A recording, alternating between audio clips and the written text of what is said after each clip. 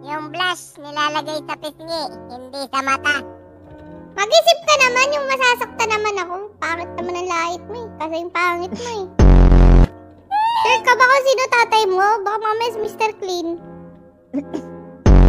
Hindi naman ako maasim, kagaya mo. Oh, at least wala akong midlife crisis. 2 years old pa not. Days ka hindi naligo, 365 days. Pero 365 days ako may buhok. Eh, ikaw? At least ako naliligo, di kagaya mo. Hindi halata.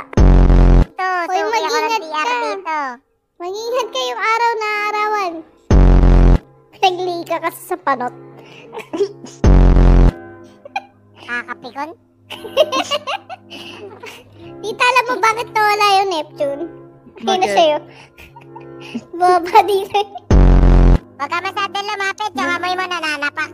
Huwag ka masyadong lumapit. Nang gumawa ka lollipop.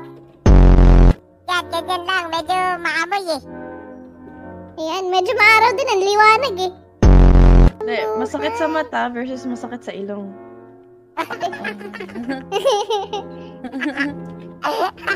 Ang masaya dito pag naligo ko tapos na problema ko eh, ikaw. Tatay mo nga. Tatay mo nga si Mr. Clean. Sabi sa'yo, si Mr. Clean tatay mo eh. Ano nga? Putay na bata pa sa akin yun eh. Yes. Ay, eto na naman yung bata. Makulit. Magpalit ka na kasi. Pagpasensya niyo na yung squid ball. Huwag ka magpalit, huwag ka magpalit. Pagpasensya niyo na yung posporo, cotton ball, cotton ball, squid ball, panot, walang buhok, kalbo. Sumbong mo Tita, magdasal ka sa Budo. Gabi na may araw pa rin. Papuntay mo na dito yan. Lollipop, lollipop, tururu. Kaya pala gabi na sa baba kasi yung araw. Na tayo. Tama ba yan?